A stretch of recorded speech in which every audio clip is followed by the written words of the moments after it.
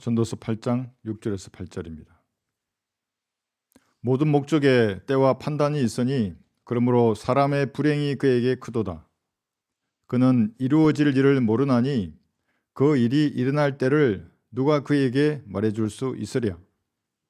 영을 다스리는 능력이 있어 영으로 머무르게 하는 사람이 없고 죽음의 날에 능력을 가진 사람도 없으며 그 전쟁에는, 그러니까 죽음과의 전쟁을 말하는 것입니다, 면제되는 사람도 없고 악에게 넘겨진 자들을 악이 구해내지도 못하리라. 이 본문을 가지고 죽음과 전쟁을 치르는 사람들이라는 제목으로 말씀을 전하겠습니다. 생명을 가진 모든 존재는 출생의 순간부터 죽음과의 전쟁이 시작되는 것입니다. 가장 빨리 죽음을 맞이하는 하루살이도 태어나는 때부터 살기 위해서 죽음과 치열한 전쟁을 벌이다가 태어난 그날에 죽는 것입니다. 500년을 사는 대서양 대합족에도 태어나는 순간부터 죽음과의 전쟁을 치르는 것입니다. 그린란드 상어도 500년을 삽니다. 200년을 사는 거북이나 붉은 성게도 태어나는 순간부터 죽음과의 치열한 전쟁을 벌이다가 결국에는 그 전쟁에서 패배하여 죽는 것입니다. 이 죽음과의 전쟁에서 면제되는 생물은 아무도 없습니다.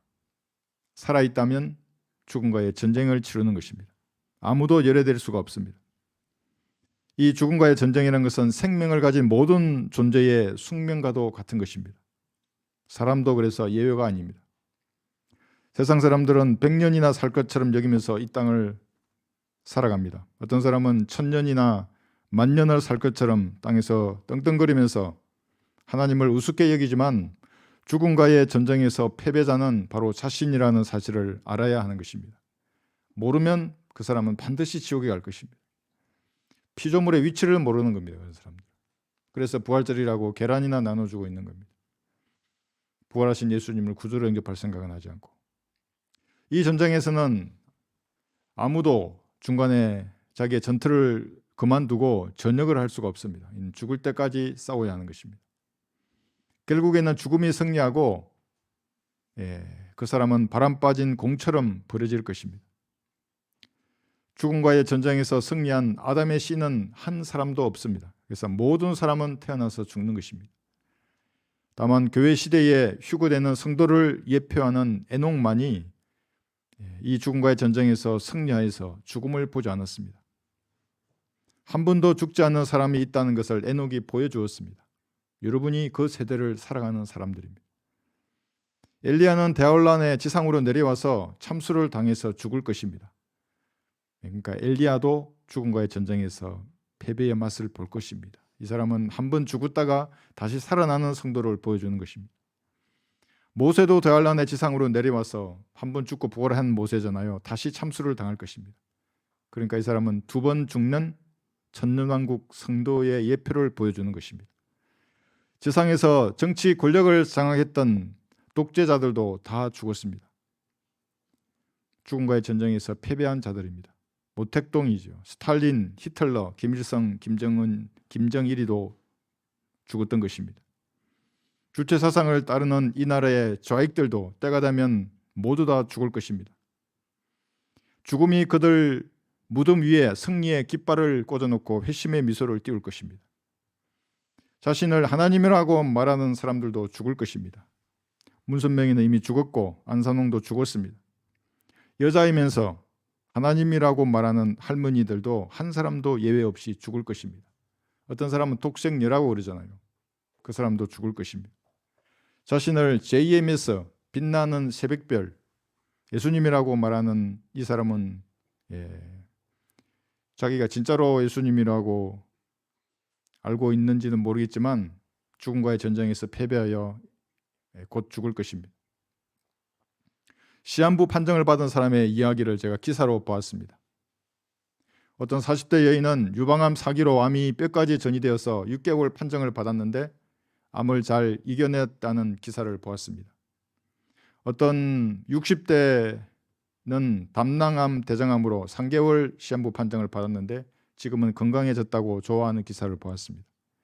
미국의 어떤 의사는 폐암 말기로 투병하는 자신의 상황을 책으로 펴냈습니다. 그래서 다 낫고 나서 그 책 제목이 이런 것입니다. 숨결이 바람일 될 때, 이런 책을 펴냈습니다. 이들은 암을 이겨내는 모습이 그 순간에는 승리한 것으로 보였을 것입니다. 죽지 않았으니까 내가 승리했구나 이렇게 느끼는 것이죠. 사람들의 축하를 받으면서 이제부터는 먹는 것도 조심하고 잘 쉬고 운동하면서 자신을 관리해야 되겠다고 생각했을 것입니다. 그러나 시간이 흐르면 결국은 숨결이 바람처럼 떠나버리고 죽음 앞에 무참하게 패배할 것입니다. 이들 가운데 살아있는 사람이 없어요. 지금 다 죽었어요. 그 사람들. 마귀는 예수님 없이 죽은 사람들의 시체 위에서 미소를 지으면서 승리의 깃발을 꽂는 것입니다. 너무나 많은 사람들이 예수님 없이 죽는 것입니다. 구약의 히스키야 왕, 이 왕은 죽음을 알리는 선지자의 말에 눈물로 기도를 하였습니다. 열왕기 20장 1절부터. 그 당시에 히스키야가 병들어 죽게 되니라 아모즈의 아들 선지자 이사야가 그에게 가서 말하기를 주께서 이같이 말씀하시나이다. 내 집을 정리하라. 내가 죽을 것이요 살지 못하리라 하자. 그가 그의 얼굴을 벽에 대고 주께 기도하여 말하기를 오 주여 내가 간구하오니 내가 주 앞에서 진실과 온전한 마음으로 행하고 주의 목전에 선한 것을 행하였음이라. 행하였음을 이제 기억하소서 하며 히스키야가 심히 울더라. 그러니까 죽음과의 전쟁에서 자기가 패배할 것을 느끼면 사람들은 누구나 슬퍼지는 것입니다. 특히 왕이 누리던 근세와 영광을 다 버리고 죽어야 한다는 것을 알았을 때 히스키야는 얼마나 슬펐겠습니까? 그래서 눈물로 기도하였고 그 기도가 응답되어서 15년을 더 살았습니다. 몇 년 후에는 아들도 태어났습니다. 죽어야 할 사람이 죽지 않고 더 살아서 아들을 낳은 것입니다. 그런데 그 사람은 남유다 왕국을 55년이나 통치했던 사악한 왕 므낫세였습니다. 히스키야가 15년을 더 살지 않고 그때 죽었다면 므낫세는 태어나지도 않았을 것입니다. 주께서 정하신 때에 주님 앞으로 편안하게 가는 것은 복을 받은 것입니다. 시간이 흘러 히스키야도 죽고 므낫세도 죽었습니다. 승리의 깃발은 늘 죽음에게로 돌아갔습니다. 죽음과의 전쟁에서 승리한 사람은 없습니다. 중간에 전쟁을 그만두고 전역해서 집으로 돌아간 사람도 없습니다. 군대에서는 여러 가지 사유로 복무를 그만두고 군을 나올 수 있습니다. 그래서 기간이 다 차면 전역하는 겁니다. 제대한다 이렇게 말합니다. 복무 기간을 채우면 전역할 수 있습니다. 저는 보통 병사의 복무 기간보다 18배를 더 복무하고 퇴역을 하였습니다. 보통의 병사는 전역한 다음에 역종이 바뀌는 겁니다. 현역에서 예비역으로. 그래서 훈련을 받는 것입니다. 전쟁이 나면 다시 소집이 돼야 되니까. 중간에 부상을 입거나 사고를 친 경우에도 군대를 나올 수 있습니다. 가정 형편이 어려워서 병력 면제에 해당하면 처음부터 군에 입대하지 않는 경우도 있습니다. 복무를 잘 하다가 형편이 나빠져서 본인이 아니면 생계를 이을 수 없는 사람은 중간에 그만두고 전역하기도 합니다. 그러나 죽음과의 전쟁에서는 아무도 면제되지 않을 것입니다. 어떤 사람도 복무 기간이 다 채웠다고, 다 찼다고 죽음과의 전쟁에서 전역해서 나갈 수 없습니다. 유례가 없는 전쟁입니다. 어떤 애달픈 사유가 있더라도 이 전쟁에서는 제외되지 않고 죽는 순간까지 싸워야 하는 것입니다. 사람은 각자의 환경에서 죽음과 전쟁을 치르다가 시간이 흐르면 패배자가 되어서 비참한 죽음을 맛볼 것입니다. 다만 자신만이 그때를 모를 뿐입니다. 몇 번 그때를 지나치거나 당해 보면 그때서야 아는 겁니다. 무엇이 소중한가를. 무엇이 소중한가. 사람의 돈이 조금 있거나 사회적 명성이나 권력이 있으면 장밋빛 미래를 구상합니다. 그런 사람은 정말 모든 것에서 자신만만합니다. 그래서 죽음과의 전쟁에서도 본인이 승리할 것으로 착각하는 것입니다. 그러나 자기 앞에 다가오는 불행의 때를 알지 못하는 어리석은 사람입니다. 그래서 그런 사람의 마음은 늘 잔치집에 있다고요.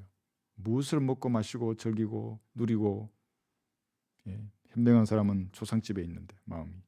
전도서 여기 8장 6절 본문 한번 보십시오.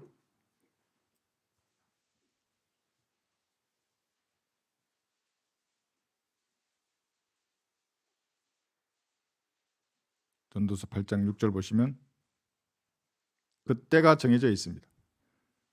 모든 목적에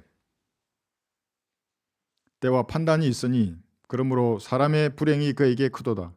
그는 이루어질 일을 모르나니 그 일이 일어날 때를 누가 그에게 말해줄 수 있으랴 하랬죠. 그 다음 구조는 영이 떠나는 겁니다. 이제 사람이 죽는 것입니다. 하나님의 심판의 칼날은 예수님을 구주로 영접하기를 거부하는 모든 사람을 향해서 지금도 빛나고 있습니다. 시퍼렇게 빛나고 있어요. 본인만 모르는 것입니다. 때가 되면 죄악의 잔이 가득 찬 개인이나 조직이나 가정이나 단체나 민족에게 내리쳐질 것입니다. 전도서 여기 9장 한번 펴보십시오. 다음 장 12절에 보시면 사람들은 자기의 때를 모르는 것입니다. 전도서 9장 12절 보시면 사람도 자기의 때를 모르나니 마치 물고기들이 재앙의 그물에 걸리고 새들이 덫에 잡힌 것 같이 사람들의 아들들도 재앙이 갑자기 그들에게 닥치면 재앙의 때에 덫에 걸리는도다. 물고기는 자유롭게 바다를 헤엄치며 원하는 곳으로 다니지만 그물에 걸리면 빠져나올 수 없습니다. 새들도 덫에 잡히기 전까지는 자유롭게 하늘을 날아다니지만 덫에 잡히면 빠져나올 수 없습니다. 간혹 독수리에게 붙잡힌 새가 애교를 부리는 장면도 있어요. 정말로 살려달라고. 나 봤어요, 그 영상을. 독수리가 유심히 보고 있는 겁니다. 먹이가 이쁜 짓을 해요. 그럼 살려주나요?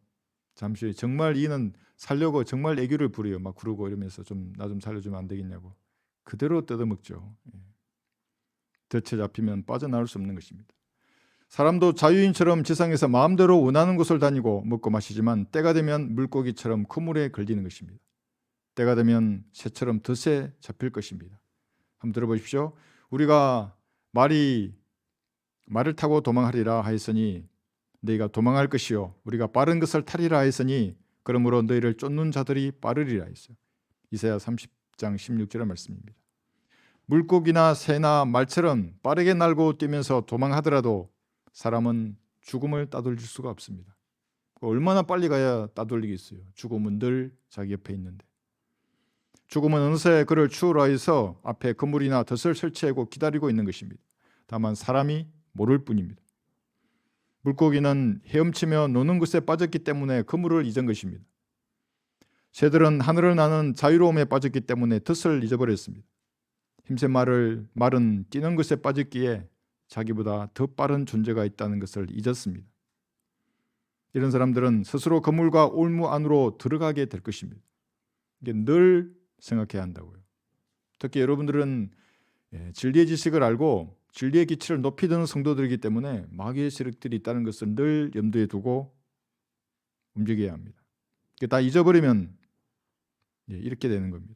이는 그가 자기 발로 그물 안으로 들어가고 올무 위를 걸어감이라요. 욥기 18장 8절의 말씀입니다. 하나님이 나를 넘어뜨리시고 그의 그물로 나를 에워쌌음이라. 욥기 19장 6절의 말씀입니다.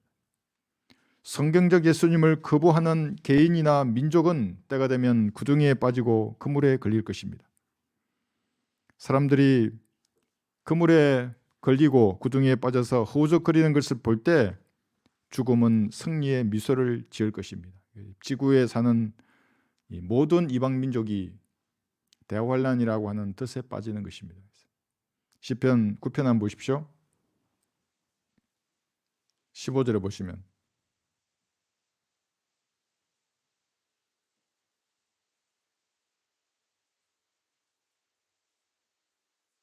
시편 9편 15절에서 17절 보시면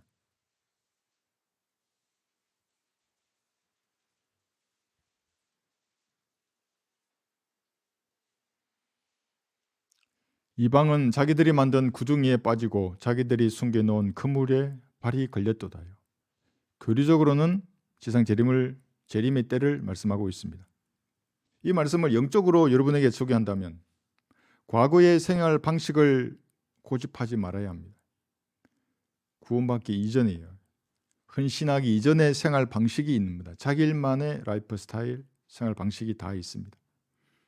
이것을 계속 고집한다면 그건 자신이 만든 구덩이와 자신이 만든 그물에 걸릴 것을 말씀하고 있습니다. 그것은 다른 사람이 만든 것이 아니라 자신이 만든 것입니다. 만약 그리스도인들이 과거에 마시던 술을 다시 마시면 술은 그 사람을 먹어버릴 것입니다. 그래서 술 마시면 개가 된다는 말이 그 말이에요. 어떤 사람은 한두 잔은 괜찮지 않냐는데 한두 잔 마실 바에 안 마시는 게 낫지. 먹으려면 한 짝을 먹든지. 그럼 안 먹어야 돼요. 그래서 다시 먹지 말아야 하는 겁니다. 다시 정욕대로 행한다면 육신이 그 사람을 지배할 것입니다. 그러면 성령께서 역사할 틈이 없는 것입니다. 다시 담배를 피우면 썩은 폐가 응답할 것입니다. 하나님께서 세우신 권위를 무시하고 아는 척한다면 자신도 무시를 당할 것입니다. 자신을 과시하고 드러내기를 좋아하는 사람이 있다면 그 사람은 다른 사람의 표적이 되어서 상처만 남을 것입니다. 그래서 성경은 겸손하라고 말하는 겁니다. 어떤 일도 다툼이나 허영을 따라서 하지 말고 오직 생각의 겸손함으로 남을 자신들보다 존중하고 해요. 빌립보서 2장 3절의 말씀입니다. 남을 자신보다 존중하는 거예요. 저 사람은 나보다 성경 공부를 안 하는 사람 같은데 존중하라는 겁니다. 더 나보다 더. 그렇지 않으면 영적으로 성장할 수가 없어요. 예수님은 섬기시는 분이잖아요. 그렇죠? 겸손해야 합니다. 이름 없이 빛도 없이 감사하며 섬기는 성도를 주님께서 친히 높여주실 것입니다. 주께서는 16절 보시면 그가 행하는 심판으로 알려지시나니 심판으로 알려지는 겁니다. 악인은 자기 손으로 행한 일로 덫에 걸리는도다. 히카yon 셀라 그랬습니다. 셀라 그러면 재림과 관련된 구절이잖아요. 히카ion이란 말은 엄숙하고 진지하게 조용한 분위기에서 이것을 묵상해 보라는 의미입니다. 여러분도 한번 묵상해 보십시오. 혹시 내 손으로 만든 그물이나 덫은 없는가? 들어보십시오. 손으로 행한 일이나 입의 말과 마음의 묵상 때문에 덫에 걸릴 수 있습니다. 나의 힘이시며 나의 구속주이신 오 주여, 내 입의 말과 내 마음의 묵상이 주의 목전에 받아들여지게 하소서요. 시편 19편 14절의 말씀입니다. 그럼 여기서 덫과 그물은 뭐예요? 여러분 입의 말이에요. 마음의 묵상이에요. 내 입의 말과 마음의 묵상이 주님께 받아들여지지 않으면 이거는 예수님의 피로 씻어내야 할 겁니다. 자백해서 버려야 할 것들입니다. 그래서 말이 많으면 죄가 많은 거예요. 제가 말씀드렸죠. 처음 전역하고 어떤 차를 타고 어디 장례식장에 가는데, 여러분 장례식장 갈 때는 꼭 기도하고 가야 돼요. 그 아주머니가 3시간을 말하는 거예요. 3시간을. 한 번도 안 쉬고. 진짜 한 번도 안 쉬어요. 막 내가 흉내도 못 내겠어요. 나는 처음에 그렇게 교제하는 게 그런 줄 알고 이렇게 말하는 게 어이구 그러냐 했더니 그렇지 않아요. 올 때는 더 크게 말한다고요. 올 때는 이제 장례식장에 마귀가 들려서 이 사람이 말이 중요하죠. 그죠? 입의 말과 마음의 묵상을 진지하게 묵상해 보아야 합니다. 히카yon 예수. 그러면 덫이나 그물로부터 여러분들이 안전할 것입니다. 내가 친 그물과 덫을 다 씻어버리면 돼요. 다 씻어버리면 되는 거예요. 이것이. 17절 보시면 악인은 지옥으로 돌려질 것이요 하나님을 잊어버린 모든 민족들도 그러하리라. 모두 죽음에게 패배한 자들이 될 거예요. 그 사람들. 그러면 죽음은 얼마나 많은 죽음 앞에서 미소를 띄우는지 한번 생각해 보십시오. 모든 민족이란 말 그대로 지상의 모든 민족을 말하는 것입니다. 모든 민족들. 저기 중동의 이란, 이라크, 예멘, 이집트, 요르단, 시리아 뭐 이런 나라들. 유럽의 프랑스, 독일, 스페인, 이탈리아나 중국이나 북한이나 러시아나 미국이나 대한민국까지 성경의 예수님을 잊어버린 민족은 지옥으로 돌려질 것입니다. 대환란에서 그렇게 덫에 빠져서 떨어지고 살아남아도 민족들의 심판에서 또 지옥으로 던져질 거예요. 야곱의 고난의 때에 그렇게 될 것입니다. 대환란 7년 때 지구 인구의 3분의 2가 소멸되어서 지옥으로 던져질 때 죽음은 또다시 혈심의 미소를 짓는 것입니다. 대환란 끝에 예수님께서 지상에 재림하시면 모든 민족들을 모아놓고 다시 이스라엘 민족을 박해한 자들을 염소로 분리하셔서 지옥으로 던지실 것입니다. 그때 양과 염소들을 분리해서 심판하시는 겁니다. 지금이 아니라. 제가 우리 교회 그 한 번 어떤 분 보니까 요즘 뭐 하시나고 보니까 지금 양이 되어야 된대요. 양과 염소의 분류가 시작이 됐대요. 지금 아니에요. 지금 그럼 또 신천지 되는 거예요. 예. 대한민국은 이방 민족입니다. 우리나라가 하나님과 언약을 맺은 민족이라고 주장하는 목사 유튜버가 있다면 이 사람은 이스라엘의 위치를 찬탈하려는 사탄의 종입니다. 이스라엘의 위치가 있어요. 이거는 그다음에 이방 민족들이 있고 교회가 있지 않습니까? 이게. 근데 교회가 이스라엘의 위치를 차지하려고 한다고요. 로마 카톨릭의 누룩들이에요. 전부 다 그것이. 예. 바른 성경도 모르고 성경을 올바로 나누어 공부한 이 진리의 지식을 모르는 목사는 자신부터 죽어서 어디로 갈 것인지를 판단해야 하는 겁니다. 그것들 예언할 수 있어야죠. 자기 자신을 보고 그 예언을 못하면서 우리나라에 대해서 예언을 하는 것입니까? 예. 구원받지 않은 지옥의 자식이 전쟁이나 공산주의를 내세우면서 대한민국에 대하여 예언하는 것은 추종자들의 돈을 강탈하는 고전적인 수법입니다. 그걸 뭐라 그러냐면 세상에서는 공포 마케팅이라 그래요. 막 전쟁이 일어난다 그러고 막 이란이 뭐 전쟁이 난다 그래서 어떤 분 또 댓글 남겼다더라고. 그래서 뭐라더라 이란이 해서 3차 대전 일어나고. 그래서 제가 그런 헛소리에 좀 속지 말라고. 그러니까 주님과의 교제 가운데서 자신을 변화시키고 그러면 뭔가 주신 확신으로 이 땅에서 진리의 기치를 드는 일을 할 수가 없어요. 계속 그런 이단들의 길을 내주는 거예요. 여기서. 죽음은 거대한 세력을 가지고 있습니다. 이 세력을 거느리는 자를 성경은 마귀라고 합니다. 구원받지 못한 사람의 그 암울한 장례식장 분위기는 마귀가 조성하는 것입니다.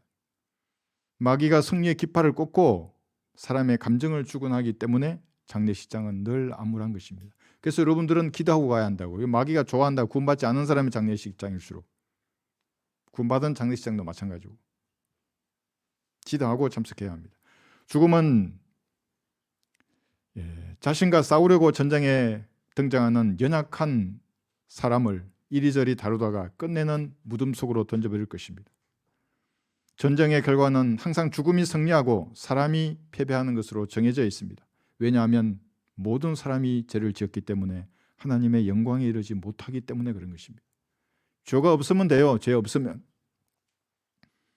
하나님이라고 주장하는 사람들 죄가 있으니까 다 죽는 거예요. 통일교부터 시작해서 수많은 사람들 있잖아요. 재림한 예수라고 말하는 사람. 동방번개까지 마찬가지예요. 그 사람도. 그래서 사람이잖아요. 그 여자고. 늙고 병들고 죽을 것입니다. 그 사람도. 90살 100살 산다고 좋아할 거 없어요. 때가 되면 다 죽음이 승리할 테니까. 그래서 부자도 죽고 가난한 사람도 죽는 것입니다. 똑똑한 사람도 죽고 명창한 사람도 죽습니다. 학식이 뛰어난 사람도 죽고 배우지 못한 사람도 다 죽는 것입니다. 구원받은 사람도 죽고 구원받지 않는 사람도 죽는 것입니다. 예수님은 죽음의 세력을 가진 마귀를 멸망시키고 죽음을 두려워하는 노예와 같은 사람들을 놓아주시라고 이 땅에 오셨습니다. 히브리서 2장 14, 15절 보시면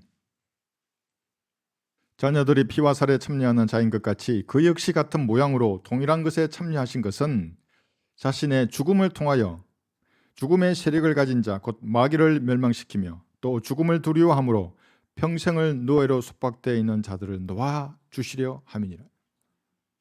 여러분 죽음을 두려워할 필요가 없습니다. 죽음을 두려워할 필요가 전혀 없어요. 구원받은 성도는 죽음 앞에 두려워 떠는 노예가 아닙니다. 여러분들은 이 지구에서 셋째 하늘로 이동할 것을 알고 있습니다. 그것이 여러분들의 마지막 여행인 겁니다. 몸이 변화되어서 영광스러운 자유에 이를 것도 알고 있습니다. 시 공간을 초월하는 자유롭고 영원한 몸을 가질 것입니다. 그렇기 때문에 인류 역사 6,000년간 이 전쟁에서 매번 승리했던 이 강한 전사와 같은 죽음이 여러분 앞에 찾아오더라도 그리스도인들은 두려워할 이유가 전혀 없는 것입니다. 예수님께서 속죄를 끝내시고 다 이루셨던 그 십자가의 이기심이 여러분의 승리이기 때문에 그렇습니다. 구원받은 사람에게만 적용되는 거예요. 교회 다니는 사람이 아니고 부활절날 계란 나눠주는 사람들은 이건 전혀 모르는 사람이에요. 한번 물어봐요. 이 계란 왜 나눠주는지. 예수님 부활을 기념한다고. 우리 그 당연한 거지. 그건 부활한 예수님을 구주로 영접하려고 그러면 당신이 죄인임을 시인하고 갈보리의 그 피 앞에 엎드려야 한다고요. 감사함으로. 그러지 않죠, 그 사람들. 여러분 중에는 간혹 육신에게 패배하여서 죄를 지을 수도 있을 것입니다. 어떤 날은 세상의 풍조에 흔들려서 두려워할 때도 있을 것입니다. 그러나 여러분을 구원하셨던 그 구원의 반석은 결코 흔들리거나 요동하지 않습니다. 골로새서 2장 14절 한번 보십시오.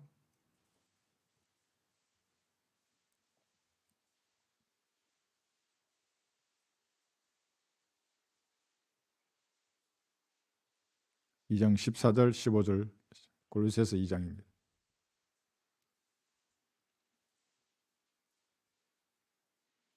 우리가 거기 그 사이비 영생교 이런 보셨어요?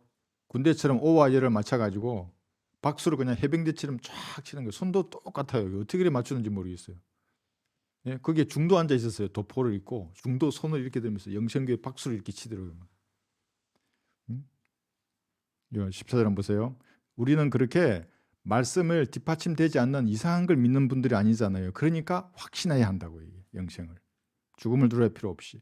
우리를 거스르고 우리를 대적한 손으로 쓴 법령을 지워버리고 또 그것을 그의 십자가로 못 박아 없애셨음에 그랬어요. 이 죽음이란 것은 계시록에 보면 창백한 말을 탄 한 사람의 전사처럼 그렇게 묘사되어 있습니다. 이 말을 탄 사망이라는 것이 얼마나 강력한 전사였던지 21억 명의 사람, 현재 지구 인구의 4분의 1을 죽일 근세를 가질 정도로 강력한 전사입니다. 그래도 그리스도인이 죽음을 두려워하지 않는 것은 예수님의 죽음으로 죄값이 모두 용서되었기 때문입니다. 구속되었습니다. 죄값이 지불되었기 때문입니다. 영적인 할례를 통해서 성령께서 여러분 몸 안에 영원히 거하시게 되었습니다. 손으로 쓴 법령, 이 율법은 갈보리 십자가에서 폐기되어 버렸습니다. 들어보세요. 사망에 쏘는 것은 죄요. 죄의 능력이 율법이라 했어요. 근데 율법의 침이 여러분을 쏘아 지옥에 보내지 못하게 된 것입니다. 왜냐하면 율법이 쏘는 그 무서운 침은 예수님께서 대신 쏘였기 때문에 그렇습니다. 그래서 여러분 그 은혜로 구원을 받은 것입니다. 주께서는 사탄과 그를 따르는 더러운 마귀의 영들, 타락한 천사들, 죽음의 세력을 가진 이 자들을 완전한 바보로 만드신 것입니다. 그리고 이것을 감추지 않으시고 인류 역사 가운데 공개적으로 나타내시며 승리하셨습니다. 그래서 네이버에 검색만 하더라도 예수님께서 십자가에 왜 달리시는지를 그렇게 공개적으로 나타내 주신 겁니다. 16절, 15절 보시면 이것이 그 말입니다. 정사들과 권세들을 벗겨내어 그랬어요. 그들을 바보로 만드신 겁니다. 그것들을 공개적으로 나타내시고 십자가로 그들을 이기셨느니라. 구원받은 순간에 예수님께서 십자가로 이기신 승리는 여러분의 것이 되었습니다. 그래서 죽음을 두려워하지 않는 것입니다. 사람은 내일을 예측할 수는 있어도 무슨 일이 일어날지 정확하게 알 수는 없습니다. 또 무슨 일이 일어날지 여러분에게 말해줄 사람도 없습니다. 만약 오늘 집에서 나온 것이 여러분 인생의 마지막이며 그 길 앞에 죽음이 기다리고 있다면 여러분의 심정은 어떻겠습니까? 비록 오늘이 죽음의 날이라도 여전히 주님께 감사와 찬양을 들을 수 있는 사람은 예수님의 피를 마음을 다하여 믿은 그리스도인 밖에는 없을 것입니다.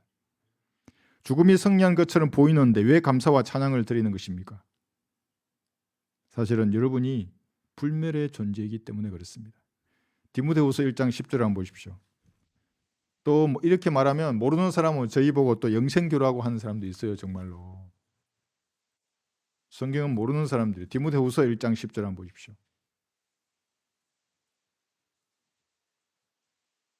그래서 아무리 힘센 전사와 같은 죽음이 찾아오더라도 그리스도인들은 두려워하지 않는 것입니다. 디모데후서 1장 10절 보시면 그러나 이제는 우리 구주 예수 그리스도의 나타나심으로 그것이 드러났으니 그는 죽음을 폐기하시고 복음을 통하여 생명과 불멸을 밝히셨느니라. 율법이 폐기된과 동시에 구원받은 성도의 죽음도 폐기된 것입니다. 그래서 그리스도인들은 오 사망아 너의 쏘는 것이 어디 있느냐 이렇게 당당하게 죽음에게 질문할 수 있습니다. 내 육신은 쏠 수 있죠. 그래서 데려가라 그래요. 즉시 나는 주님 옆에 가 있을 테니까. 구원을 거부하는 사람은 사망이 쏘는 침에 맞아 죽은 다음에 그것이 끝이 아니라 다시 지옥으로 돌려질 것입니다. 사람은 단순히 오래 사는 것이 아니라 영원히 살기를 원합니다. 유혹 같은 고난이 닥치거나 대환란에 떨어진 사람은 간혹 죽음을 원하기도 하지만 사실은 생명을 갈망하는 것이 사람들입니다. 그래서 3대 거짓말에까지 등극이 돼 있잖아요. 뭐죠? 3대 거짓말? 내가 AI한테 물어봤거든요. 너무 잘 알더라고요. 네, 노처녀 시집 안 간다는 말, 미치고 장사한다는 말, 어르신들이 빨리 죽고 싶다고. 아이고, 내 죽어야 되는데. 그거 아니에요. 살고 싶다는 말씀이에요, 사실은. 그죠? 살기를 갈망하지만 살아가면 죽음 앞에 힘을 발휘할 수가 없습니다. 너무나 무력합니다. 내 영이 떠나려고 하는데 그 영을 붙잡을 수 있는 사람은 아무도 없어요. 그의 힘과 능력은 무덤에서 끝이 나는 것입니다. 불교도 무덤에서 끝이 납니다. 도교, 로마 가톨릭, 원불교, 이슬람교, 힌두교도 무덤에서 끝이 납니다. 무슨 휴머니즘이나 주체사상, 무슨 종교나 과학이나 철학들, 민주주의 뭐 이런 것들 무덤에서 끝이 날 것입니다. 썩어가는 시체와 함께 걸레 같은 자기의 의를 무덤에서 가지고 나올 사람은 아무도 없습니다. 그 시체도 그렇고 그 사람의 의도 걸려있기 때문에 무덤에서 나올 수 없다고요. 아무도. 사람이 불멸에 대하여 가진 욕망은 그 무엇으로도 충족할 수 없습니다. 세상의 어떤 쾌락이나 권력이나 교육이나 과학도 불멸의 욕망을 충족할 수는 없습니다. 그 진시황 보세요. 진시황. 막 수원으로 강도 만들어 놓고 8,000명이나 되는 그 말탄 병사들 옆에 해두고 검은 보석으로 가득 꾸며놨잖아요. 죽었어도 부귀영화를 누리려고. 파라오의 무덤도 마찬가지고. 근데 걸레 같은 의를 가진 사람들이 어떻게 무덤에서 나올 수 있겠습니까? 그들은 무덤에서 나오지 못할 뿐만이 아니라 혼은 영원히 지옥에서 불에 탈 것입니다. 그리스도인은 예수님의 완벽한 의를 가지고 있습니다. 그래서 무덤에 있더라도 다시 일어나는 것입니다. 그리고 실제적인 살과 뼈를 가진 불멸의 몸을 입고 불멸하시는 예수님과 함께 영원히 거하는 것입니다. 한번 들어보세요. 나의 손과 나의 팔을 보라. 바로 나니라. 나를 만지고 보라. 영은 살과 뼈가 없지만 너희가 보는 바와 같이 나는 있느니라 했어요. 근데 신천지 그 강사가 그랬다 했잖아요. 예수님의 영으로 부활했다고. 죽은 예수님의 몸은 썩었고 영이 나와서 이만희에게 들어갔다고 전화로 나한테 얘기했다고요. 이 구절 보라예요. 여기에. 그럴 줄 알고 예수님이 기록해 두셨다고요. 영은 살과 뼈가 없는데 나는 있으니까 네가 손으로 나 좀 만져봐 이렇게 하신 거예요. 33살의 유대인 남자였던 예수님께서 불면하시는 바로 그 하나님으로 믿지 않는 모든 사람은 죽음에게 패배하여서 지옥으로 돌려질 것입니다. 들어보세요. 한번 펴보세요. 디모데전서 6장 여기 16절에서 불멸하신다고요. 여러분도 불멸의 존재가 되는 것은 예수님도 불멸하시기 때문에 그렇습니다. 자신의 자녀들만 먼저 없어지게 하지 않는다고요. 디모데전서 6장 16절을 보시면 오직 그분만이 불멸하시며 어떤 사람도 접근할 수 없는 빛 가운데 가시며 어떤 사람도 보지 못하였고 또 볼 수도 없는 분이시니 그분께 영원한 존귀와 능력이 있기를 원하노라. 아멘. 기드온이 구약에서 전쟁을 할 때는 겁쟁이들은 집으로 돌려보냈어요. 그러면 중간에 전역해서 빠지는 겁니다. 싸우지 않아도 됐어요. 또 부족합한 사람들 그들은 66%나 집으로 다 돌려보냈습니다. 그러나 죽음과의 전쟁에서는 어떤 이유로도 중간에 나올 수 없습니다. 어떤 핑계도 통하지 않는 것입니다. 모든 생물은 주께서 지상에 오시기 전까지 죽음과 싸우다가 죽을 것입니다. 그리스도인도 육신의 그 사람은 매일 썩어가는 것을 피할 수 없습니다. 그러니까 매일 죽어가는 것입니다. 머리 위에 죄는 주님의 피로 제거되었지만 육신 안에 죄가 있기 때문에 그래서 육신이 매일 썩어가고 결국에는 육신도 죽는 것입니다. 그러나 낙심하지 않습니다. 이런 까닭에 우리가 낙심하지 아니하노라. 오히려 우리의 그 사람이 썩어질지라도 우리의 속 사람은 날마다 새로워지나니. 고린도후서 4장 16절의 말씀입니다. 이 계란 나눠주는 사람들 어떻게 알겠어요? 이게 이 말을 어떻게 알겠어요? 주께서 늦게 오시면 모든 성도도 죽음을 맛볼 것입니다. 주께서 빨리 오시면 죽음을 맛보지 않고 변화될 것입니다. 현재의 육신은 한시적입니다. 영원하지 않습니다. 이렇게 살아도 불멸의 예수님 앞으로 갈 것이고 저렇게 살아도 불멸의 예수님 앞으로 갈 것입니다. 어차피 주님께 가야 하기 때문에 지상을 사는 동안 영원한 생명을 붙잡고 믿음의 선한 싸움을 싸우다 가야 하는 것입니다. 여러분, 주님 앞에 섰으면 무장한 채로 서야 한다고 얘기해요. 주님을 위해서 열심히 싸웠습니다. 믿음의 방패와 말씀의 칼을 버리지 않았습니다. 구원의 투구도 항상 똑바로 쓰고 다니고 의의 흉배도 붙이고 다녔습니다. 진리의 허리띠도 내가 착용하고 복음의 신발을 신고 주께서 가라고 하시는 곳을 제가 다니다 왔습니다. 그래야지 갔는데 막 이상한 것, 잡다한 것, 교성한 것 손에 양손 가득히 들고 포도주병이나 들고 있으면 뭐가 되겠어요? 주님 보시기에. 수치와 부끄러움을 당할 것입니다. 디모데전서 6장 여기 펴셨죠? 12절을 보시면 그래서 이렇게 해야 하는 겁니다. 믿음의 선한 싸움을 싸우라. 디모데전서 6장 12절입니다. 믿음의 선한 싸움을 싸우라. 영원한 생명을 붙잡으라. 이를 위하여 내가 부르심을 받았고 또 많은 증인들 앞에서 선한 고백으로 고백하였느니라. 여러분의 신념을 지키기 위한 싸움을 싸워야 합니다. 그런데 이것은 선한 싸움이에요. 같이 짐승처럼 싸우면 똑같은 사람이 되는 겁니다. 선한 싸움을 싸워야 합니다. 믿음을 포기하면 다 잃어버릴 것입니다. 우리 교회도 몇 명 있었어요. 그래서 자기 남편이 박해하고 막 성경을 찢고 그랬대요. 자기 앞에서.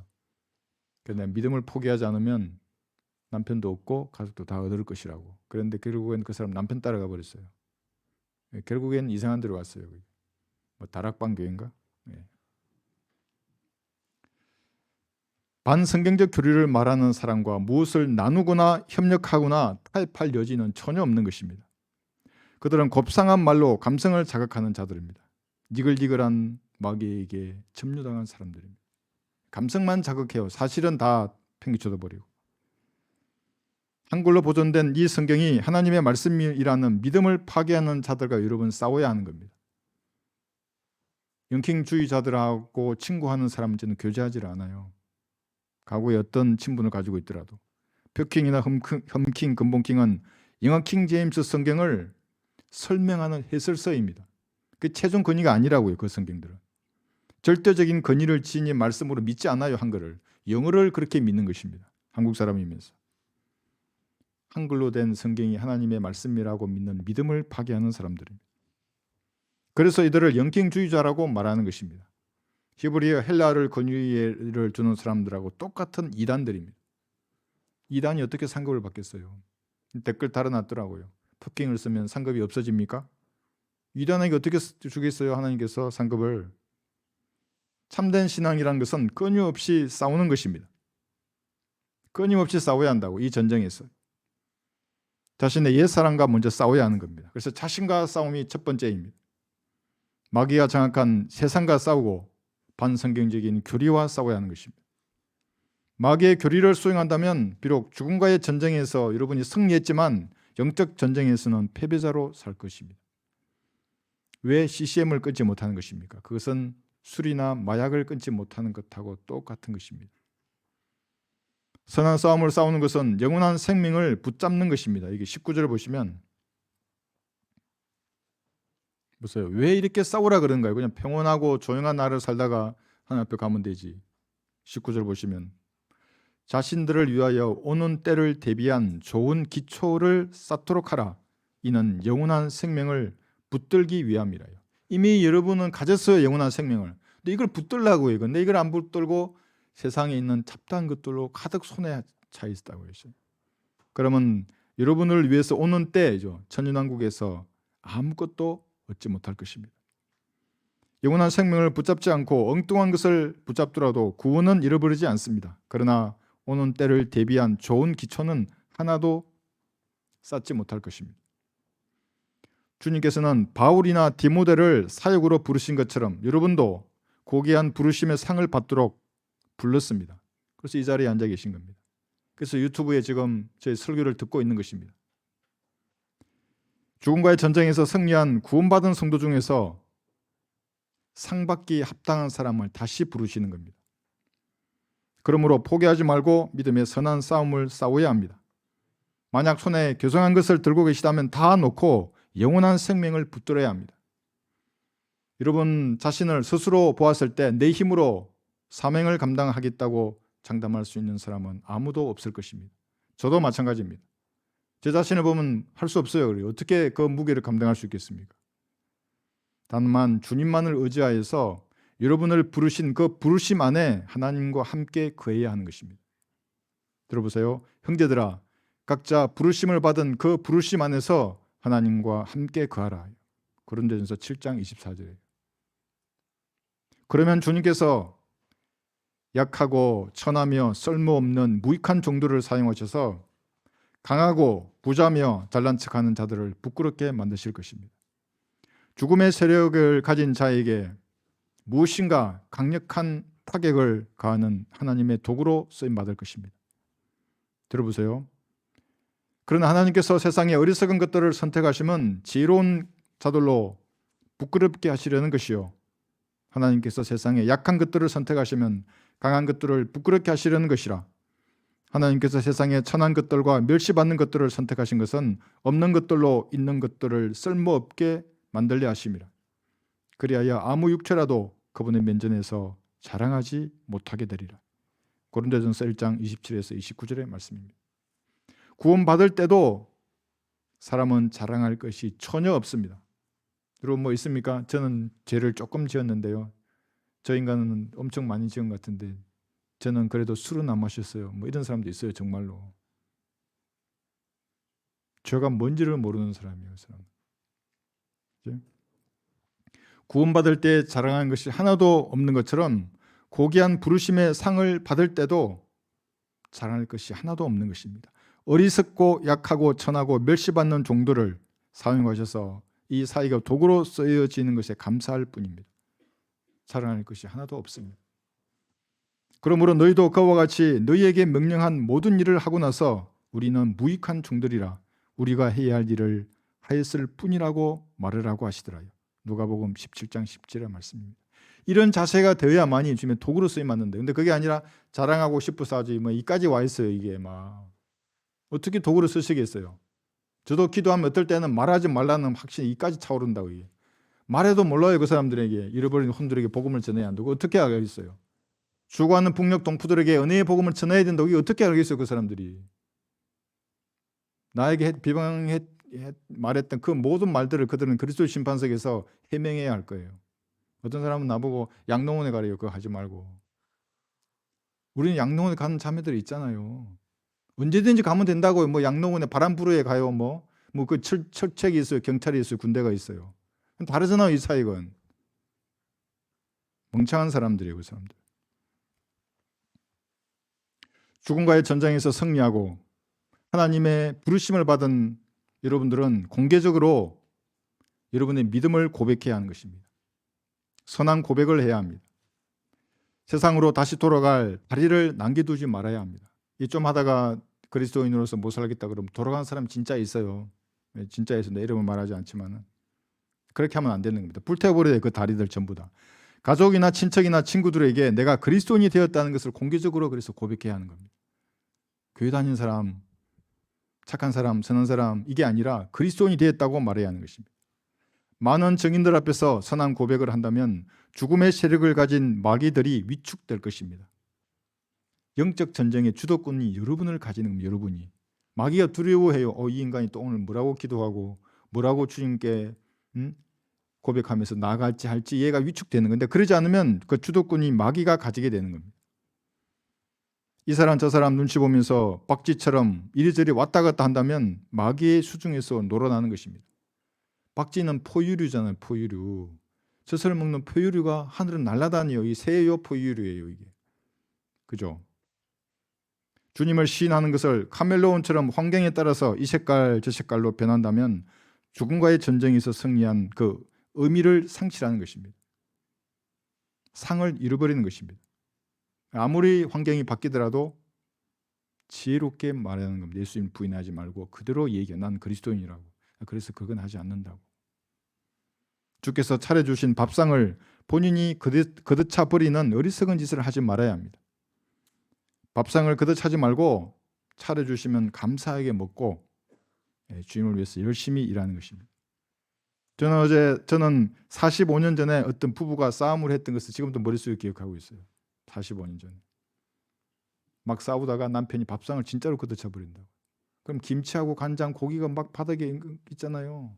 부인은 옆에서 울고 있고. 그러니까 난 속으로 아이고 저렇게 맛있는 반찬이 왜 저거를 저리 정성으로 저래 했는데 기분 나빠도 밥 잘 먹고 치우고 숙명도 먹고 그래. 그럼 말하면 되는데 난 너무 그때 그것이 지금도 남아 있어요. 근데 주님도 여러분을 그렇게 밥상을 차려주신다고요. 구원받은 성도 가운데 상받기 합당한 사람을 부르셔서 밥상을 차려주시고 먹게 하고 힘을 내서 싸우게 하신다고 이렇게. 주께서 늦게 오신다면 여러분의 육신은 모두 죽음에게 패배하여서 죽을 것입니다. 그날이 언제일지는 알 수 없으나 세상을 사는 동안 주께서 편성하신 이 주의 군대에 입대해서 용감하게 싸워야 합니다. 이것이 지역교회에 편입하여서 싸우는 것입니다. 이 지역교회를 무시하고 혼자 버려진 성도는 죽음의 세력을 가진 마귀와 그의 군대를 당할 수 없습니다. 세상 전쟁도 마찬가지예요. 지휘관이 없는 병사가 어떻게 기묘하고 영활한 전술을 펼치는 적들과 싸워서 이길 수 있겠습니까? 몇 가지 전투에서는 이길 수 있어요. 근데 전쟁의 큰 그림에서는 아무런 쓸모가 없는 군사라고요. 그런 사람들. 여러분 옛사람의 기술 중에 하나만 건드려도 그대로 쓰러지게 될 것입니다. 미혹당해서 마귀의 노르개로 살게 되는 것입니다. 자기는 그 사람은 죽는 날까지 자기가 미혹당한 줄도 모를 것입니다. 혼자 싸우는 성도는 변화하는 환경 속에서 하나님의 온전하신 뜻을 발견할 수 없습니다. 헛발질만 하다가 시간을 낭비할 것입니다. 그래서 제가 수도권에 사시는 분들 경비들이 오라 그랬잖아요. 여기서 소속이 돼야 한다고. 지방에 계신 분들은 유튜브로 예배드리면서 때가 되면 와서 이렇게 같이 함께 경배를 드리는 것입니다. 혼자 이 집에서 유튜브로 서울에 있으면서도 경배 드린다고 하는 그 사람들은 자신의 소속 부대를 이탈한 탈등병들입니다. 주께서 세우신 권위를 무시하는 교만한 사람입니다. 그런데 본인은 그것도 몰라요. 그런데 목사가 자기를 쫓아냈다 그러는데 어떤 목사가 성도를 쫓아내겠어요? 그렇지 않아요? 그리고 그런 지휘관 보셨어요? 그 부하의 힘듦을 같이 하려고 그러지? 싸워야 할 적이 얼마나 강력해요. 죽음의 열쇠를 가지신 분은 예수님이십니다. 참새 한 마리도 주께서 허락하지 않으면 땅에 떨어지지 않을 것입니다. 여러분들은 더욱 귀하게 여기실 것입니다. 도리어 너희의 머리카락까지도 모두 세워두셨느니라. 그러므로 두려워하지 말라. 너희는 많은 참새보다 더 귀하니라요. 누가복음 12장 7절의 말씀입니다. 죽음과의 전쟁이 언제 끝날지 알 수 없지만 여러분은 전쟁이 끝나는 동안 주님의 군대에서 성실하게 복무해야 합니다. 많은 사람이 군인 복무 규율에 명시된 성실의 의무를 위반하여서 세상과 타협해버렸습니다. 돈과 타협하고 육신과 타협하고 사랑과 타협하고 종교적인 명예와 타협해서 떠나버렸습니다.